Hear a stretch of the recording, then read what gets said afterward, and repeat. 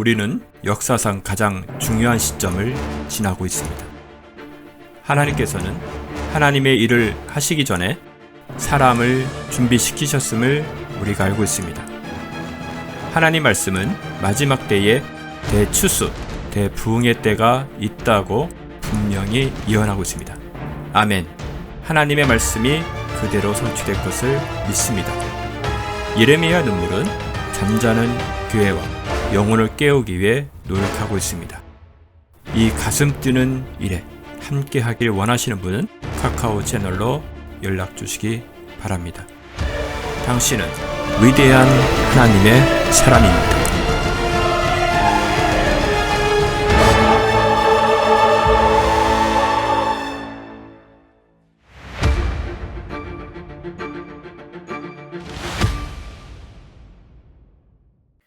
예, 이사야서 53장 1절에서 3절 다 같이 시작.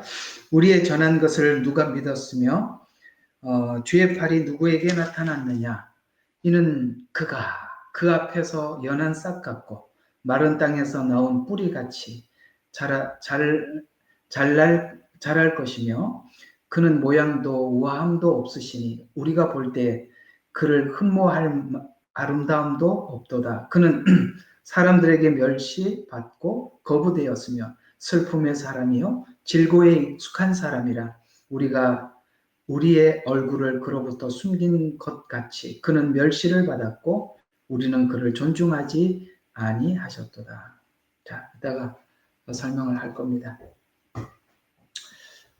아주 유명한 명언이 하나 있습니다. 어떤 명언이 있냐면 유대인들은 이사야 53장을 읽지 않으려고 하고 받아들이려고 하지 않는다. 지금 예수님에 관한 이야기죠.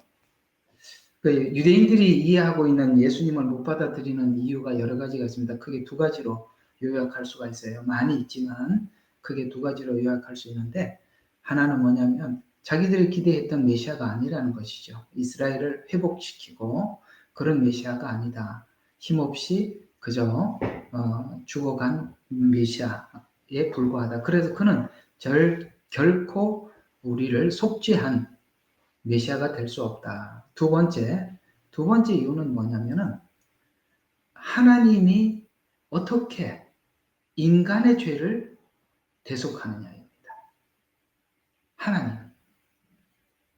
그러니까 예수님은 하나님이시잖아요. 성삼위일체 하나님이시죠. 그러니까 그들은 율법을 지켜서 의롭다함을 얻으려고 하니까 우리가 지은 죄는 우리가 율법을 지켜서 그 죄를 우리 문제를 우리가 해결을 해야지 하나님이 왜 와서 인간의 죄를 대속하느냐 이거예요. 예수님이 하나님이라는 것을 받아들일 수가 없다는 거죠. 그래서 이 53장은 그들이 가장 싫어하는 건데 놀랍게도 그들이 정말 존경하는 선지자라는 사실입니다. 근데 그 선지자의 여러 이야기는 듣고 싶어도 53장은 읽고 싶지 않은 거죠. 이방인들이 가지고 있는 문제가 있습니다. 이방인들은 로마서 9장부터 11장을 이해를 하려고 하지 않아요. 그래서 대체신학이 나온 겁니다. 그래서 이 복음이 유대인으로부터 왔고 다시 유대인으로 돌아간다. 이게 이제 9장부터 11장 이야기인데 이런 걸 모르니까 대체신학이 나오게 되고 유대인에 대해서 반감을 가지고 있는 것입니다. 자, 정리가 되셨어요? 그러니까 유대인들은 이사야 53장을 거부하고 이방인들은 로마서 9장부터 11장을 거부한다. 이렇게 말을 여러분들에게 전달했으니까 나중에 이사야 53장 읽어보시면 되고 또 왜 이방인들이 로마서 9장부터 11장을 거부하고 있는지 또 읽어보면 이래서 대체신학이 나왔구나. 이런 것도 여러분들이 함께 참고가 될 것입니다. 자, 오늘은 속죄제와 속건제 계속하고 있는데요. 이 모든 제사의 가장 결정체는 속죄제와 속건제입니다. 한번 정리를 이렇게 한번 정리하고 가봅시다. 예수님께서 완전한 속죄 제물이 되셨다는 분명한 증거를 이렇게 나열할 수 있습니다. 잘 들으세요. 지금부터 이게 구약 속에서 우리가 복음을 확인하고 들어가기 시작하면 굉장히 충격적이에요. 우리가 신약에서 그 단어, 문장 뭐 이런 걸 가지고 정리하는 것보다 구약에서 정리를 하고 나면 이럴 수가 이런 얘기, 연타 그런 말이 나올 수밖에 없는 거거든요. 그러니까 예수님께서 완전히 우리 모든 죄를 대속하시고 완벽한 그러니까 속죄 제물이 되셨다는 증거가 뭐냐면 성령님이 오셨다는 것입니다. 이게 왜 성령님이 오신 사건이 예수님의 완벽한 속죄 제물이라는 증거냐면, 쉽게 말해서 예수님의 완전한 속죄 제물로 인해서 하나님께서 예수님을 받으셨다는 증거가 성령님이 오신 것입니다. 왜요? 예수님 말씀하셨거든요. 내가 가는 것이 유익하다. 내가 가면, 갔다는 이야기는 하나님께서 예수님을 받으셨다는 이야기입니다. 그러니까 그 예수님의 십자가 속죄 제물을 하나님이 받으신다면 성령님을 보내주실 것이다. 그러면 구약에서는 하나님의 영이 임재하는 곳이 이 지구상에 오직 한 군데밖에 없었죠. 어디죠? 성소. 이스라엘의 성소. 그 지성소의 법궤 위에만 머물렀습니다. 그런데 성령님이 오셔서 우리 마음속에 들어옴으로 인해서 하나님 나라가, 성령님이 오셨다는 것은 하나님 나라가 내 안에 들어와 버린 거죠. 구약에서는 지역적인 지성소에만 머물러 있었지만 이제는 믿는 각 사람에게 성령님이 우리 안에 들어옴으로써 하나님이 내 안에 거하는 처소가 되어버린 거예요. 이건 뭘 의미하냐면 하나님께서 너는 내 것이다 라는 하나님이 표를 하는 겁니다. 표를 하는 거란 말이에요. 그러니 이게 얼마나 놀라운 일인지 몰라요.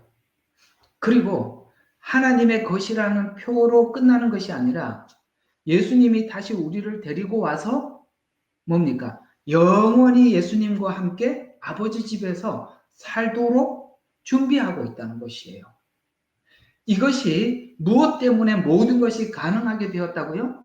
예수님이 완전한 속죄 제물이 된 것 때문에 우리가 얻은 보상들이라. 놀랍게도요, 우리가 십자가 사건이 우리 죄를 대속하는 것만 있는 게 아니라 속건제에 들어가 보면 보상이 있어요. 보상. 어떤 보상이 있을까요?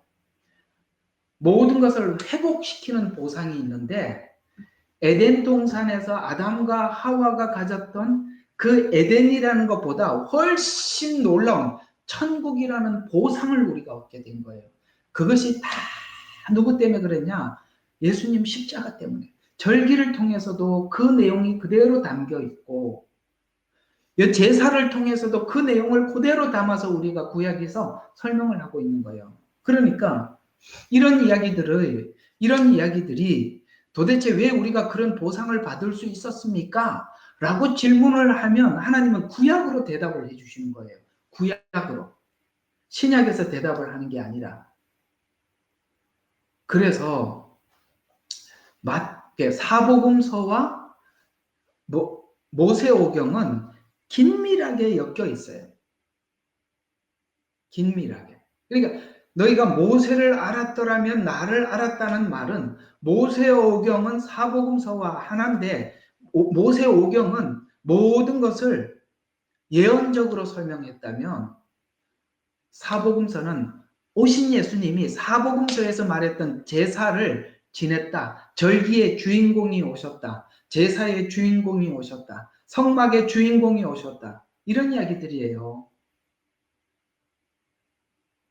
그래서 지금 저와 여러분은 지금 제사를 하고 있고 요거 끝나면 성막을 하고 그런 거 하면 할수록 여러분의 신앙에 아주 깊어져서 정말 하나님과 이 복음이 주는 그 회복과 자유와 예수님 말씀하시죠. 진리를 알지니 진리가 너희를 자유케 하리라는 이 말씀을 따라서 여러분의 신앙에 자유가 있기를 바랍니다. 그 자유는 방종으로 가는 자유가 아니라 예수 그리스도 안에서는 정죄함이 없는 자유.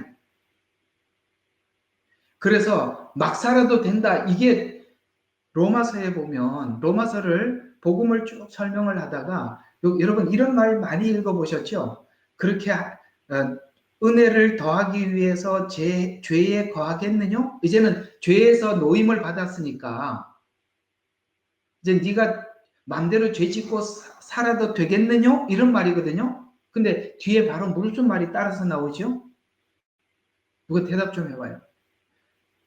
결코 그럴 수 없느니라는 말이 따라서 나오는 것은 우리가 은혜를 아는 사람들은 죄를 막 짓지 않아요. 결코 그럴 수 없느니라는 말이 하나님 입에서 나오는 게 아니라 우리 입에서 나가는 거라고요. 우리 입에서.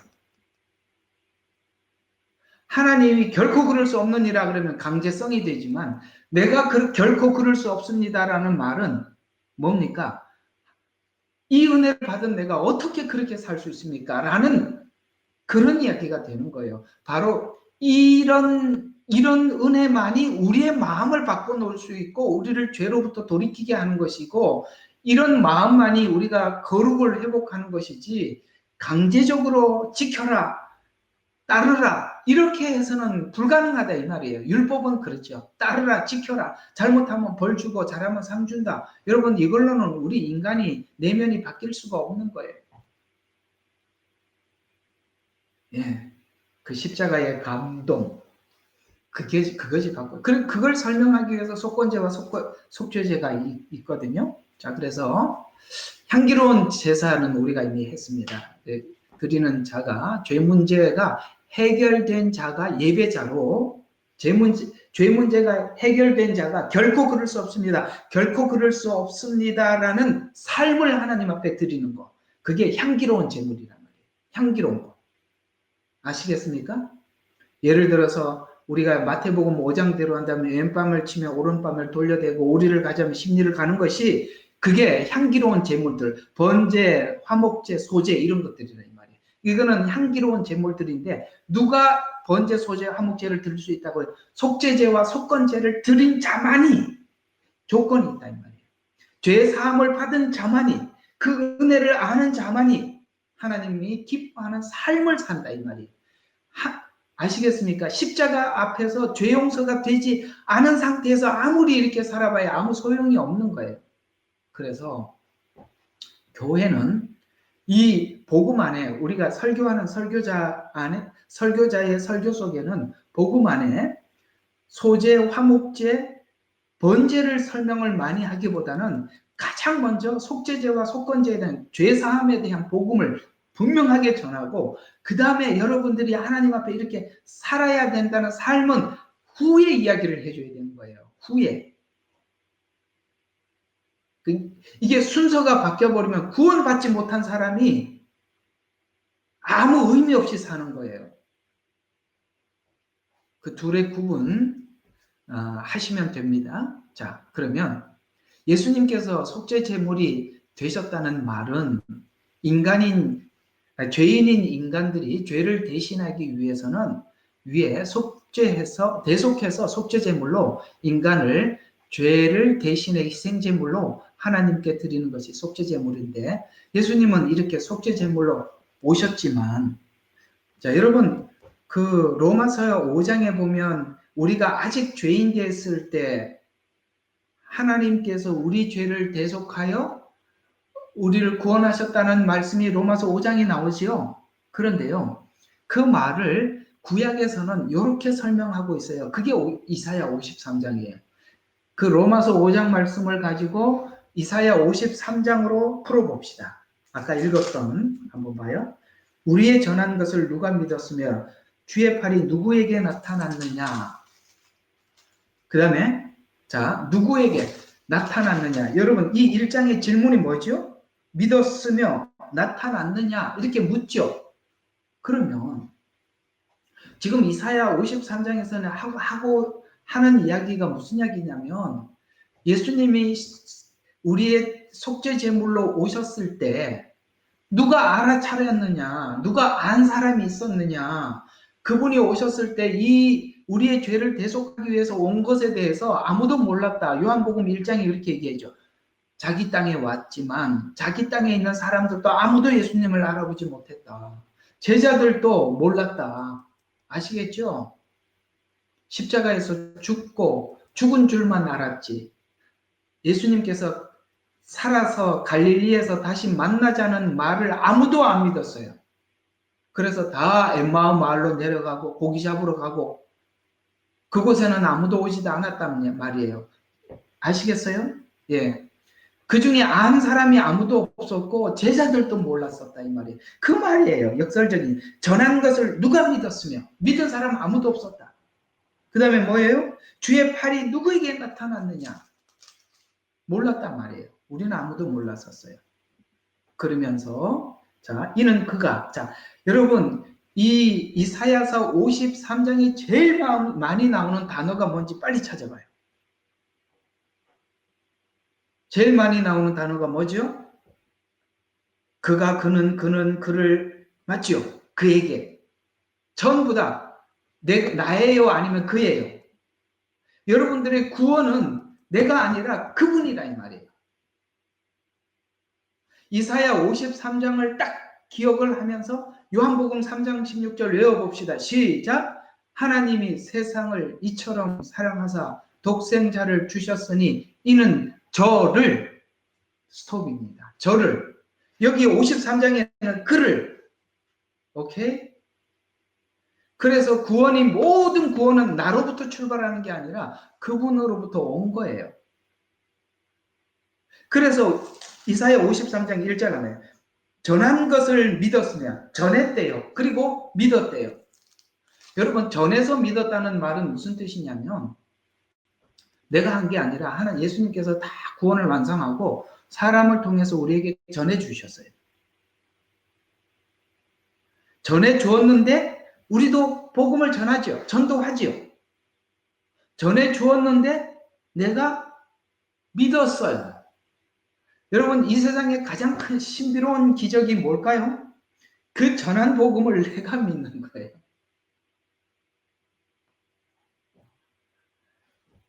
평생 생각해도 신비로운 부분이에요. 누가 그걸 믿겠어요? 태초에 하나님이 천지를 창조하시니라. 과학자들이 그거 평생 연구하다가 다 늙어 죽습니다. 그걸 어떻게 그걸 이해를 합니까?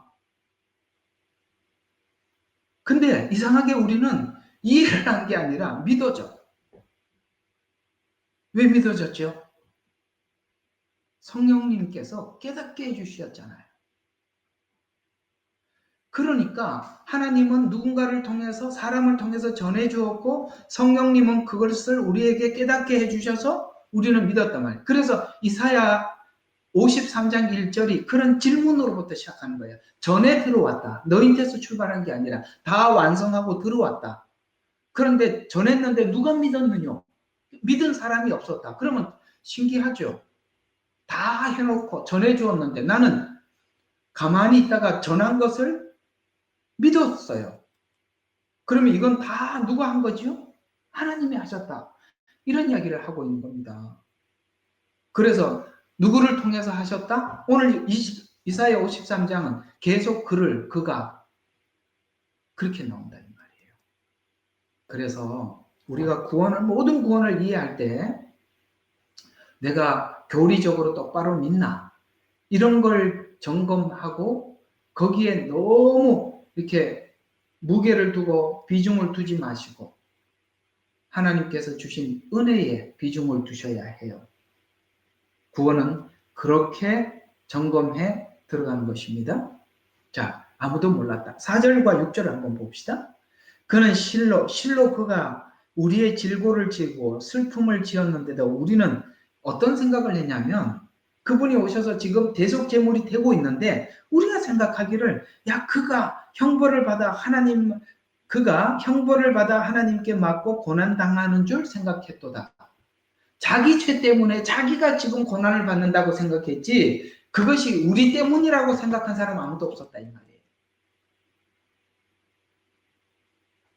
그러니까 누가 믿었느냐라는 말을 할 때 보세요. 그렇죠? 누가 믿었느냐? 그걸 보는 사람도 못 믿었었다. 그 자기 죄 때문에 그러는 줄 알고 있었다.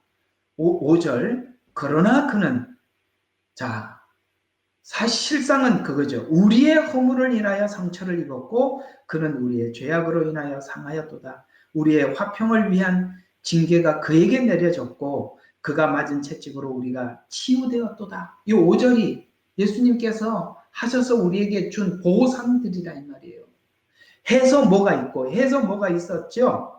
허물을 인하여 상처를 입고 죄악을 인하여 상하였도다. 우리의 화평을 위한 징계가 그에게 내려지고 채찍에 맞음으로 채찍으로 우리가 치유되었다. 우리는 다 양 같아서 길을 잃어 각기 제 길로 돌이켰으나 주께서 우리 모든 죄악을 그에게 담당시켰도다. 오늘 여러분과 함께하고 있는 속죄 제물이 되셨다 이 말이에요.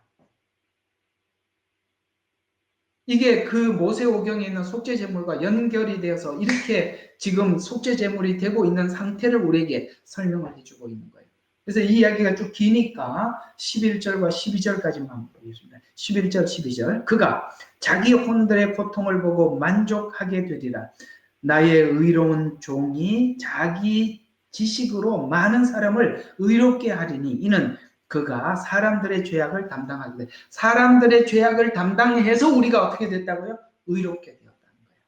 이게 로마서에서 바로 칭의라는 말을 여기서 속죄 제물이 되어서 의롭게 되었다라고 설명을 해주고 있는 것입니다. 의롭게 되었고 그러므로 내가 위대한 자와 더불어 한 몫을, 자 보세요. 예수님이 십자가에 죽으셔서 우리가 의롭게 되는 걸로 끝난 게 아니라 그 의롭게 된 이후에 우리에게 찾아오는 수많은 보상들이 있대. 그걸 탈취물이라고 이야기해요. 탈취물.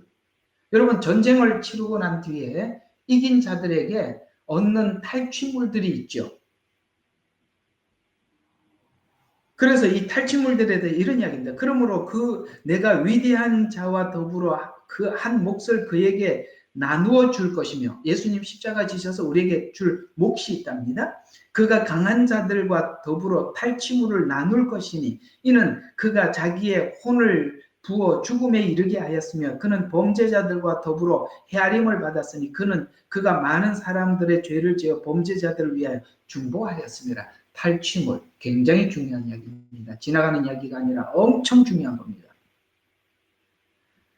어떤 탈취물을 얻게 되었을까요?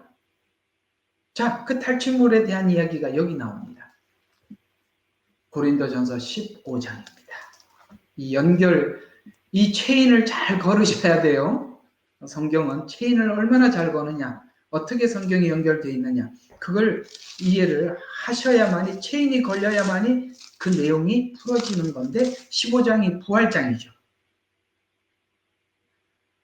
자, 예수님 십자가에 죽으셔서 우리가 얻어질 많은 이야기들이 부활에 다 나오지만 오늘은 42절과 44절에 나오는 탈취물만 보자고요. 탈취물만 보자고요. 자, 여러분 예수님 우리가 믿기 전에는 모든 것이 썩을 것이었고 수치였고 약한 것이었고 죽을 것이었고 육신이었습니다. 맞죠? 우리는 흙으로 만들어지고 흙으로 돌아가야 썩을 것들이었다고요. 그렇죠? 우리가 이 땅에 살면서 하나님 앞에 죄밖에 못 지었어요. 이 모든 것들이 다 우리가 하나님을 그리스도 밖에 있을 때 있었던 일들인데 여러분 우리는 에덴 동산에서 죄를 짓고 에덴 동산에서 추방된 이후에 우리에게 주어진 것은 하나님 앞에 본질상 진노의 자녀였다고요. 아시겠습니까? 진노밖에 받을 게 아무것도 없었어요. 그리고 우리는 시간이 지나면 다 노쇠하고 죽고 병들고 근데 그걸로 인간이 짐승과 달라서 짐승은 흙으로 만들어서 흙으로 돌아가는 게 끝이에요. 혼이 없단 말이에요. 영혼이 없단 말이에요. 근데 인간은 하나님께서 창조하시고 진흙에다가 생기를 불어넣어서 우리 모두가 영원한 생명을 하나님의 생명을 우리가 소유하고 있는데 이 생명이 죄 때문에 영원히 형벌을 받을 수밖에 없는 그런 존재였는데 예수님께서 우리 죄를 대속함으로써 회복시켜 주셨는데 뭘 회복시켜 줬냐면 에덴보다 훨씬 더 귀한 천국으로 회복시켜 주셨어요. 그래서 에덴과 요한계시록에 등장하고 있는 천국의 차이가 딱 한 가지가 납니다. 뭐가 나냐면 에덴 동산은 영생도 있고 완벽한 은혜와 자유와 하나님과 교통이 있었어요. 맞지요? 그런데 에덴 동산이 가지고 있는 하나의 약점이 있죠. 그게 뭘까요? 선악과가 있다는 것입니다. 선악을 알게 하는 나무가 있다는 거예요. 근데 요한계시록에 가보면 그 선악과가 중앙에서 사라지고 하나님의 보좌가 그 중앙에 있어요. 하나님은 선이요 사랑이 완벽한 선이고 사랑이죠. 그렇죠? 그래서 우리 인간이 천국에서는 영원히 죄질 아예 그 자체가 사라진 겁니다. 왜? 선악과가 없거든요. 이게 성경 이야기예요. 그걸 누가 예수님께서 속죄제물이 되심으로 치우셨는데 제거해 주셨는데 우리 마음까지 회복시켜서 하나님 앞으로 안내했다. 어떻게 회복됐죠? 그 십자가의 복음이 그 은혜가 우리 마음을 바꿔놨다. 이 이야기가 성경 이야기입니다. 그래서 썩을 것을 썩지 않을 것으로 바꿔준 보상, 그게 전리품이에요. 아까 이사야 53장에 전리품이라고 그랬죠? 그 다음에 또 뭐죠? 수치를 영광된 것으로 바꿨다. 그 다음에 약한 것을 능력으로 바꿨다. 그렇죠? 우리 예수 안에서 받은 것, 약한 것이 능력이 있게 되었습니다. 육신이 무슨 몸이 되었다? 영적인 몸이 되었다. 이게 이제 고린도전서 15장의 부활을 설명을 하면서 썩을 것을 심어서 썩지 않을 것으로 영광으로 이렇게 부활에 대한 이야기가 계속 반복되고 설명되고 있는 것은 바로 영적인 몸으로 우리가 회복되었다. 이게 예수님께서 십자가에 죽으셔서 우리가 얻은 보상들이다. 이런 이야기입니다. 신랑이 신부와 약혼을 하고 신랑이 고향으로 돌아가서 신부와 함께 살 집을 준비하면서 이 모든 것을 지금 준비하고 계시는 것입니다. 자, 마태복음 1장, 8장 17절은 아까 이사야서 53장에 말씀하셨던 그 말씀을 예언을 성취한 말씀으로 우리에게 소개해 주고 있는 말씀이에요. 자, 마태복음 8장 17절 보겠습니다. 이렇게 말씀하고 있습니다. 그렇게 하심은 선지자 이사야를 통하여 말씀하신 것을 이루려 하심이라. 아까 이사야가 어디에? 53장. 그걸 이루려 하심이라.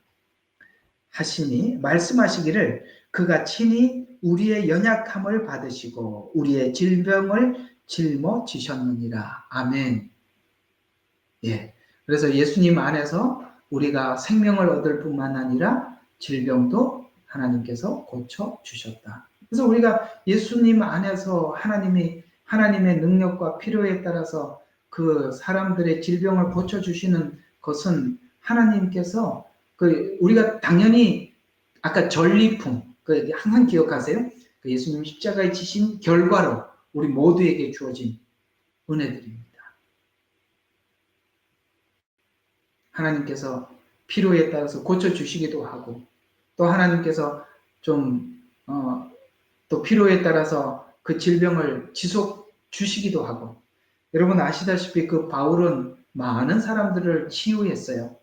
그의 그림자라도 보고 아니면 그게 손수건이 지나가 사도들이 그렇게 사역을 했었죠. 그런데 사도 바울은 정말 치명적인 질병이 있었습니다. 아마도 그가 하는 말들을 가만히 들어보면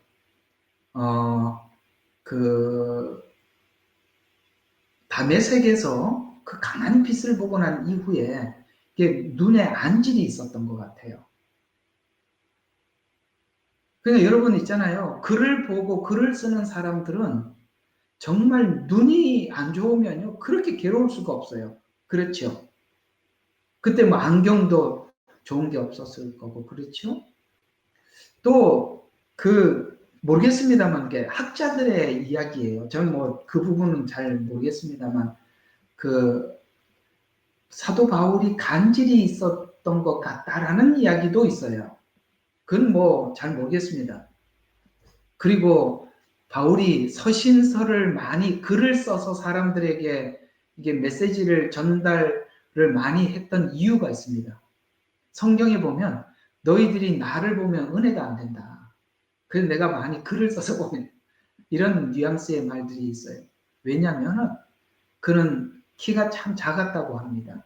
우리로 말하면 난쟁이 같이 키가 굉장히 작았고 머리는 대머리였고 다리는 이렇게 휘어진 안짱다리, 항아리 다리처럼. 그러니까 이 글을 보면 와, 대단한 사람인 것 같은데 이 바울이 오면 아마 아유, 쟤 누구냐 이렇게 할 거예요, 사람들이. 그래서 그런 이야기를 합니다. 뭔 이야기를 하다가 일로 갔는지 바울 이야기 너무 깊이 들어가서 깜빡해버렸습니다. 이야기 주제를 놓쳐버리네. 이럴 때도 있다. 이럴 때도 있다. 자, 우리가 이제 탈취물 잘 기억해 주세요. 그래서 내가 그 얘기하다 그랬구나. 그래서 그런 치명적인 질병이 있었는데 다른 사람들은 많이 고쳐주고 자기가 그게 너무 답답하니까 하나님께 이거 고쳐달라고 3번 간절히 기도를 했는데 하나님이 답이 왔어요. 뭐라고 했죠? 내 은혜가 내게 족하도다. 이게 무슨 말이에요? 그냥 그렇게 살아라. 이런 얘기잖아요. 그냥 그렇게 살아라. 그것도 응답이래요. 아시겠죠? 막 매달렸는데 하나님은 안 해주셔요. 그건 뭐죠? 너 그렇게 사는 게 너한테 유익해. 그런 이야기겠죠. 제 생각에는 야곱도 기도했을 것 같아요. 야복강에서 이게 이 뭐죠? 여기 무슨 환도뼈가 부러졌잖아요. 그러니까 쩔뚝쩔뚝거리니까 하나님 회개했습니다. 잘못했습니다. 환도뼈 좀 고쳐주세요. 걸을 때마다 너무 불편해요. 근데 야곱은 평생 절면서 살았답니다. 저는 그걸 왜 안 고쳐줬는지 그냥 제 생각이에요. 이거는 이제 성경이 항상 저는 성경 이야기와 제 생각을 따로 구분을 해서 말씀드릴게요. 왜 야곱의 환도뼈를 고쳐주지 않았고 바울에게 눈을 고쳐주지 않았냐면 그건 주님과의 만났던 치명적인 증거예요. 그렇죠? 그 눈을 생각할 때마다 다메섹을 생각했을 것이고 야곱은 걸을 때마다 야복강을 생각했을 것입니다.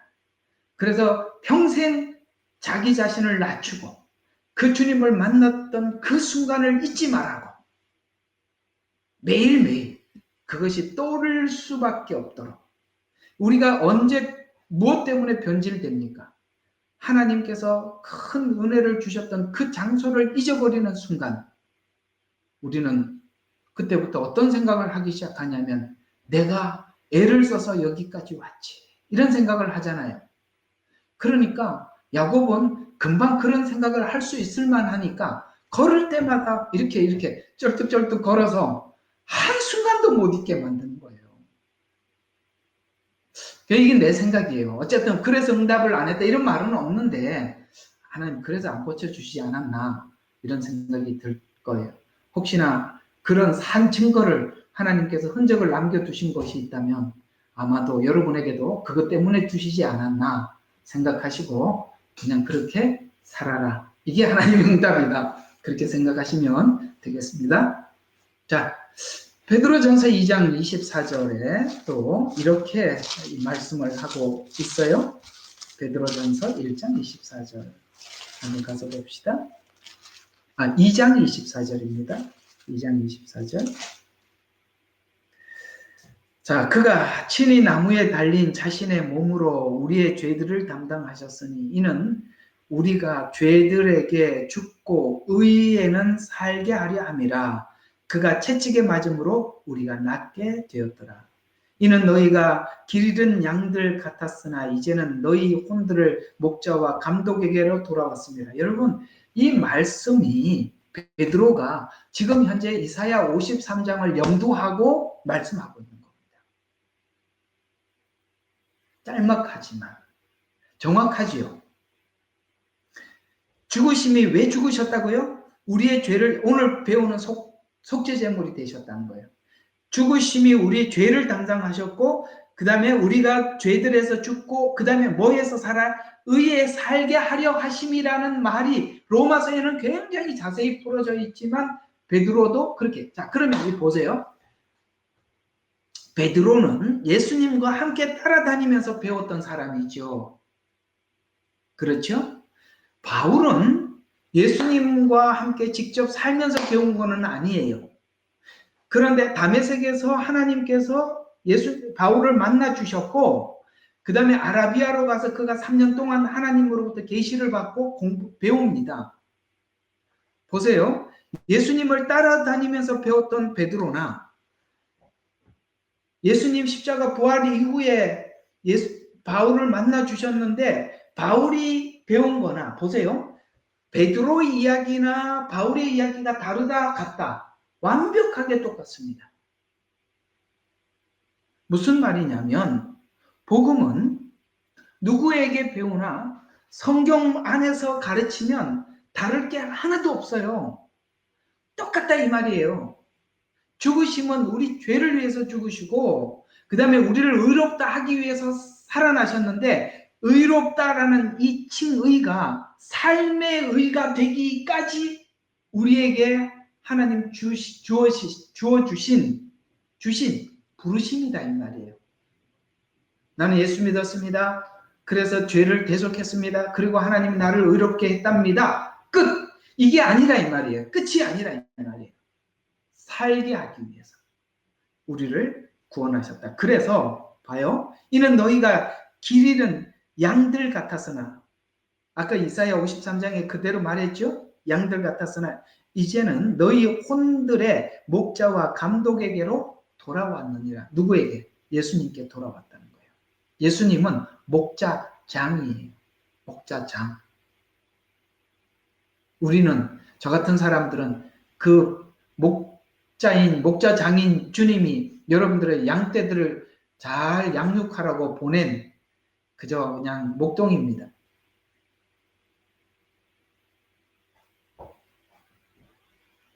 자, 이런 얘기들을 쫙 이렇게 해석한 게 고린도후서 5장 21절입니다. 짧지만 이런 이야기들이 모든 이런 내용들을 이렇게 압축해서 설명하고 있어요. 고린도후서 5장 21절. 5장 21절. 자, 하나님께서 죄를 알지도 못하는 그를 우리를 위하여 죄로 삼으신 것은 우리로 하여금, 자, 아까 의롭게 하기 위해서 살아났다고 했고, 여기는 뭐라고 하냐면은 그 안에서 하나님의 의가 되게 하려 하십니다. 그 안에서 하나님의 의가 된다는 것은 칭의를 넘어서, 저 사람을 보니까 하나님이 어떤 분인지 알겠어 라고 우리를 통해서 하나님의 빛을 비춰주기 위해서 우리를 구원하셨다는 거예요. 의가 되게 하려 하십니다. 여러분 평생 살면서 이런 이야기 한 번 못 듣고 사는 건 정말 비극이에요. 직장에서 당신 그리스도인 맞죠? 당신 교회 다니죠? 어쩐지 뭔가가 달라 보였어요. 이 이야기를 평생 못 들으면 이건 심각한 문제예요. 반대로 놀래서 교회 다니고 있어 이렇게 얘기하면 이건 정말 심각한 거예요. 네가 교회를 다녔단 말이야. 이러면 정말 곤란하죠. 그건 뭘 이야기하냐면 하나님의 빛을 비춰본 적이 없는 거예요. 그래서 우리가 이렇게 살면서 사람들에게 당신은 그리스도인 맞지요? 역시 뭔가 다릅디다. 이런 이야기를 들어야 돼요. 꼭 듣기를 바랍니다. 이런 얘기 하려니까 이게 낯간지러워서 못하겠는데, 한번 해줘야 될 것 같아요. 여기 와서 이렇게, 매일 진짜 10시간씩 일하면서 다녔던 한국 저기 어디 좀 일하는 데 다녔었어요. 근데 그 사장님이 불교 협회 회장이야. 이게 시드니. 그래서 어느 날 저를 불러다 놓고 그런 이야기를 합니다. 혹시 목사님이세요? 이렇게 물으더라고요. 그래서 아, 예, 맞습니다. 아, 그랬더니 이분이요. 저희 교회 창립 예배 때마다 와서 헌금하고 가셨어요. 우리가 살면서 사실 그런 일들이 자연스럽게 일어나야 하는 거예요. 그분이 참 그런 이야기까지 해서 참 고마웠습니다. 내가 다른 사람은 몰라도 당신에게는 내가 비자를 해주고 싶습니다. 그래서 제가 거절했죠. 괜찮습니다. 아시겠습니까? 우리가 사람들이 기독교에 대해서, 교회에 대해서, 하나님에 대해서 다 안 좋은 생각을 하더라도 우리가 그들에게 살아가면서 보여줘야죠. 당신이 오해하고 있었습니다. 우리들은 이렇게 삽니다. 이게 뭔가가 그들에게 어필이 돼줘야죠. 교회 다니냐?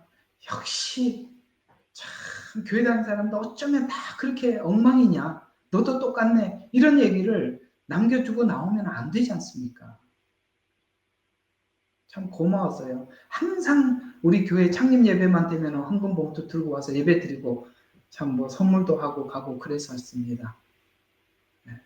우리가 그 하도 성격이 개팍해가지고 제가 이렇게 복음을 낱낱이 설명은 못했지만 그분이 사는 모습을 보면서 많은 생각을 했어요.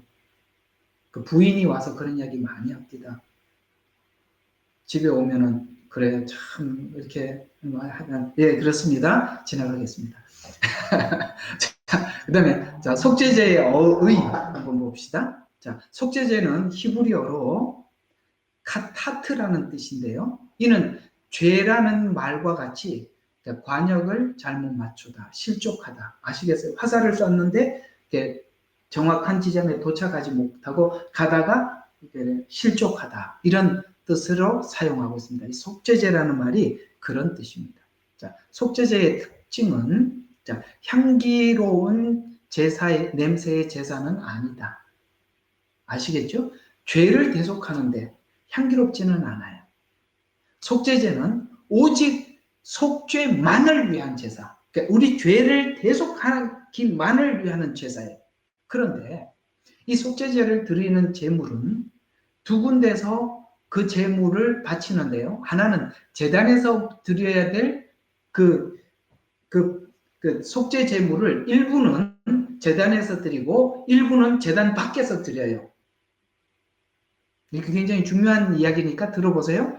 제단 밖에서 드리는 것은 향기롭지 않는 제사의 경우에는 제물을 드리는 자가 죄를 범해서 그 죄를 속죄받기 위해서는 제물을 제단 위에서 태워 드리는 것이 아니라 진 밖에서 드렸어요. 그래서 진 안에서 드리는 게 있고 진 밖에서 드리는 것이 있는데 안에서 드리는 것은 바로 기름과 콩팥.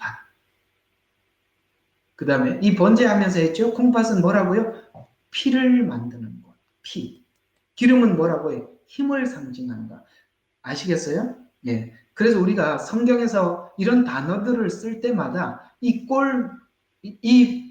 콩팥이 의미하는 것이 무엇이고 기름이 의미하는 것이 무엇인지 우리가 마치 그러니까 수학을 풀 때 공식을 알고 있어야 되듯이 그렇게 딱 메모리하고 있어야 돼요. 그래서 콩팥은 피를 생성하니까 피는 생명이에요. 성경에 그랬죠. 피는 생명이라고. 또 하나는 기름이라는 말이 나올 때는 기름이라는 말은 힘을 의미하는 것입니다. 힘.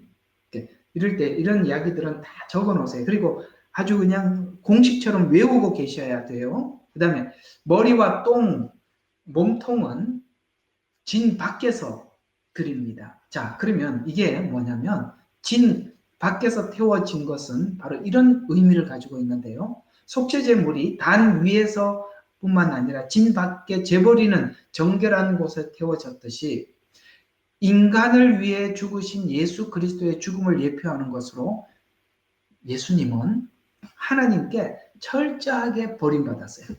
마태복음 27장 46절. 버림을 받은 이유가 뭔지 아셔야 돼요.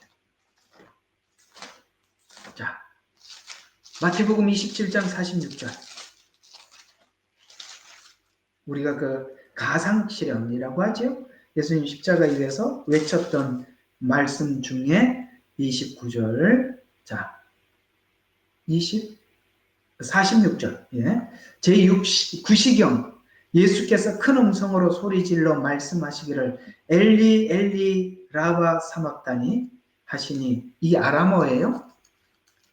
이는 나의 하나님 어찌하여 나를 버리셨나이까? 라는 말이라. 하나님으로부터 예수님은 오늘 진 밖에서 그 재물이 버려지듯이 철저하게 버림을 받았습니다. 철저하게. 왜 예수님은 하나님께 이렇게 버림을 받았을까요? 여러분, 십자가 위에 있는 예수님은, 자, 여러분 한번 상상을 해보세요. 십자가 위에서 못 박혀 있는 예수님은 하나님이 보실 때 죄 있는 분이세요? 죄가 하나도 없는 분이세요? 내가 그럴 줄 알았어요. 여러분들 죄 없는 분이라고 볼 줄 알았습니다. 하나님이 보실 때는 예수님이 십자가 위에서는 엄청나게 죄가 많으신 분이에요. 왜요? 우리 모든 죄를 안고 있거든요. 그러니까 버림을 받는 거예요. 예수님이 버림을 받아서 우리가 어떻게 됐습니까? 구원을 받을 수 있었던 겁니다. 그가 채찍에 맞아서 치유를 받는 거. 그분이 버림을 받아서 우리가 하나님 앞에 얻음을 얻게 된 거예요. 이사야 53장이 그 말을 하고 있는 거예요. 그는 철저하게 버림을 받아서. 이런 이야기가 되는 겁니다. 이사야 53장은 하나님의 사랑을 다 표현한 겁니다. 그렇죠? 완전히 자기를 버려 우리를 하나님 앞에 우리 모든 죄를 대속하고 하나님 앞에 안고 가는 겁니다. 그런데요, 그때 하나님께서 엘리 엘리 라바 사막다니라고 나의 하나님 어찌하여 나를 버리니나이까 라고 그 죄에 대해서 철저하게 심판했듯이 마지막 형벌은요, 하나님의 냉정한 심판 이외에는 아무것도 없는 겁니다. 무섭습니다. 사랑은 죽음보다 강하지만 질투는 음부만큼 무서운 거예요. 여러분, 불신자들 하나님께서 심판하실 때 어떻게 심판하십니까? 라고 묻는다면 예수님께서 십자가에서 형벌을 받을 때 나의 하나님 어찌하여 나를 버리나이까? 라는 냉정함 속에 심판을 받는다는 걸 기억하셔야 돼요. 하나님의 심판은 무섭습니다. 그리고 영원히 기회가 없어요. 하나님의 사랑은 말로 표현할 수 없을 만큼 무한하고 끝이 없지만 반대로 하나님의 심판은 무엇보다 냉정한 겁니다. 예수님도 뭐라고 했다고요? 나의 하나님 어찌하여 나를 버리나이까? 이렇게 고백했어야만 했다고요. 진 밖에서 태워졌다. 예수님은 예루살렘 밖에서 골고다에서 죽으셨던 것입니다. 오직 이 속죄제는 죄를 속하기 위해서만 드리는 제사입니다. 이 점에서 속건제와 다른 점을 보여주는데, 여기서 속죄제와 속건제의 구분점을 찾게 되는데, 자, 속죄제는 인간의 본성적인 죄를 위한 것이고, 속건제는 인간의 본성적인 죄의 열매이다. 자, 오늘 여기까지만 하는데, 요게 본성적인 죄. 이거 제가 이런 이야기 전부 다 여러분들에게 같이 입체적으로 좀 설명해 드리려고 토요일날 성경 공부를 마태복음 5장을 했던 거예요. 본성적인 죄.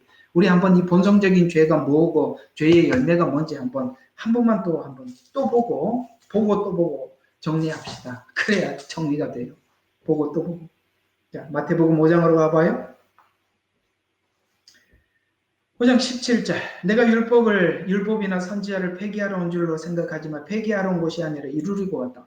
여러분, 율법은 어떻게 이루느냐? 마음속에 하나님의 마음속에 하나님의 사랑이 우리 속에 들어와야 이 율법이 완성이 되는 거예요. 아시겠습니까? 사랑이 아니고는 율법은 지켜도 속이는 거예요. 하나님 앞에 자기를 속이는 거예요.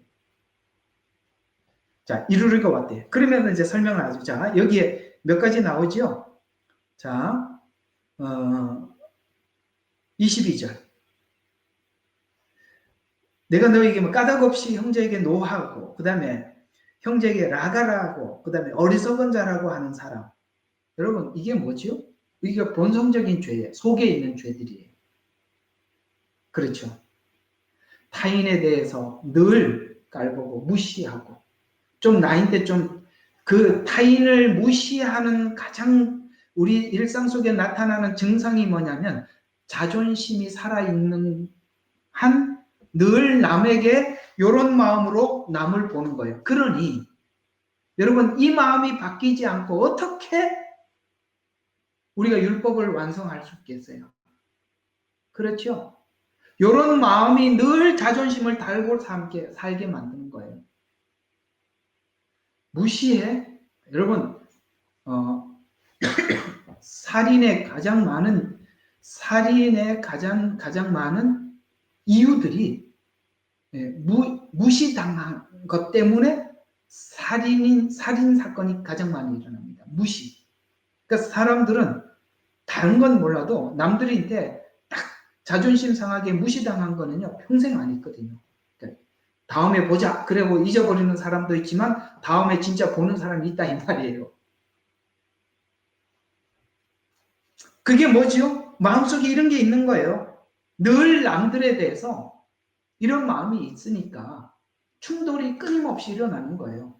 그건 다 이런 마음이 우리 속에 있는 한 절대 율법을 완성할 수는 없겠죠. 그 다음에 간음이라는 것도 등장하고 있지요. 자, 28절에 한번 보세요. 내가 너희에게 말한 음욕을 품고 여자를 바라보는 자는 누구나 그 마음에 그녀와 더불어 이님이 간음했다. 맞죠? 네.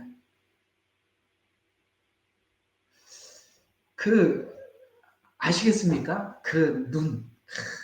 눈을 이게 보면 참 사람으로 보면 좋은데 사람으로 안 보고 늘 이렇게 하여튼 있습니다. 이거는 자 근데요 나는 진짜 남들 늘 이런 아까 이제 라가라 하고 그 다음에 노하고 어리석은 자다라고 생각을 하고 이런 마음이 늘 있고 또 여자를 보면 늘 음욕을 품고 이렇게 막 그래서 너무너무 괴로워. 그래서 내가 이제 다시는 안 하려고 눈을 뺐어. 이게 그 다음 이야기가 그 말이에요.